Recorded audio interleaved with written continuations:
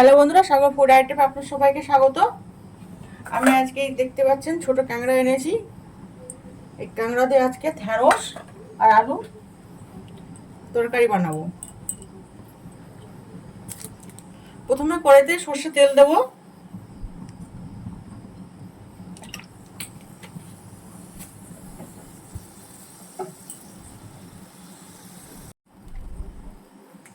তেলটা গরম হয়ে গেছে। তেজপাতা,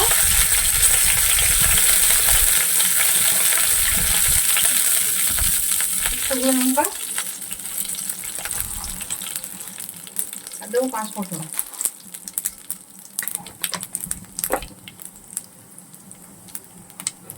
পেঁয়াজ কুচি,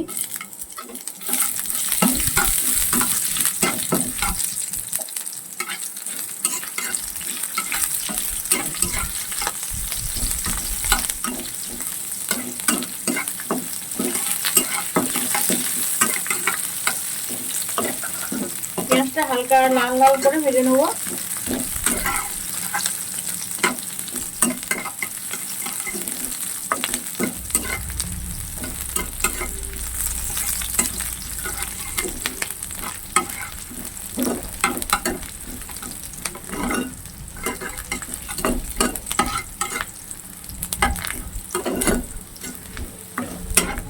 আপনারা দেখতে পাচ্ছেন পেঁয়াজটা হালকা লাল লাল করে ভাজা হয়ে গেছে।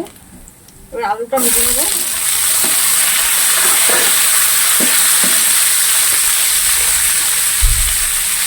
পরিমাণ মতন হলুদ দেবো।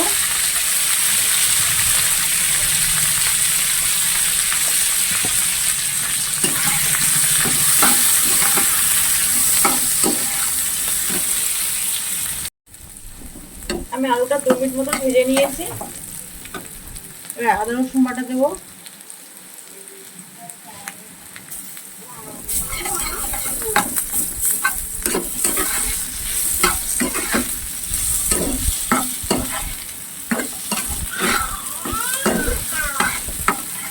ঢেঁড়সটা দিয়ে দেবো।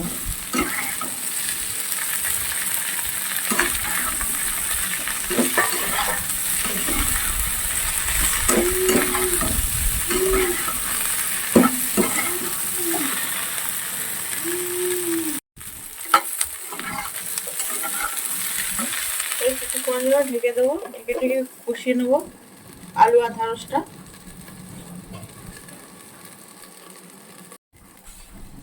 ঢাকনাগুলো একটু নেড়ে দেবো।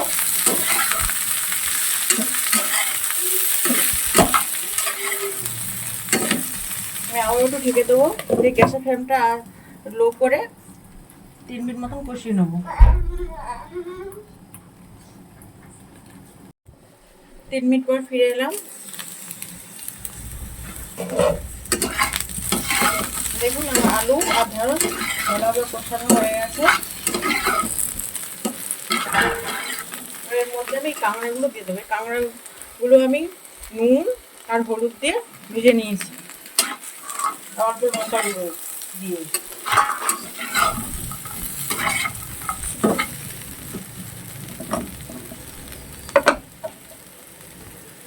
পরিমাণ মতো নুন দেবো।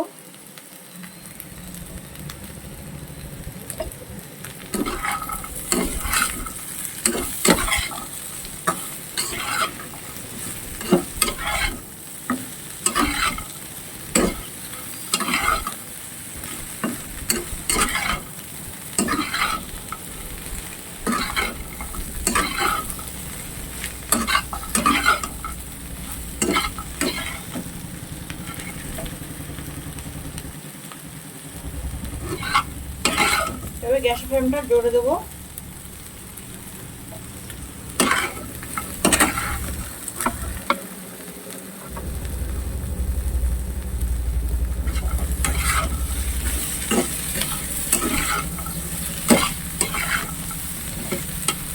সবজি কষানো হয়ে গেছে। এর পরিবর্তন জল দিয়ে দেবো।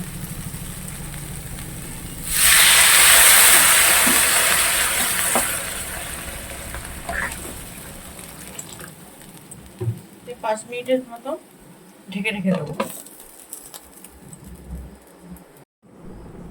5 মিনিট পর ফিরে এলাম। ঢাকনাটা খুলে এবারে এর মধ্যে লাল লঙ্কার গুঁড়ো দেবো,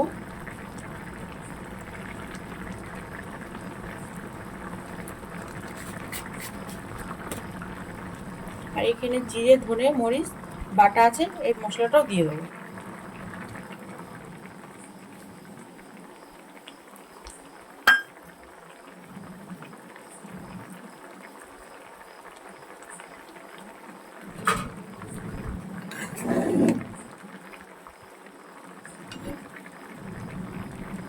এটা এখন ঘাটবো না, কারণ সবে শুকনো লঙ্কাটা দিয়েছি, লঙ্কার গুঁড়ো ঘাটলে ঝাল ঝালটা একটু গন্ধ বেরোবে। 2 মিনিট পরে আমি ঘাটবো। 2 মিনিট পরে ফিরে এলাম। এবার লঙ্কার গুঁড়ো ভালো ঘেটে দেবো। রান্নাটা আমার হয়ে গেছে। নামানোর আগে সানরাইসের মিট মশলাটা দিয়ে দেবো। তাহলে আপনারা দেখলেন কীভাবে ছোটো কাঁকড়া ও ঢ্যাঁড়স আলু দিয়ে তরকারিটা বানালাম। এই রেসিপিটি যদি আপনাদের ভালো লেগে থাকে তাহলে লাইক শেয়ার সাবস্ক্রাইব করে অনুরোধ করবেন।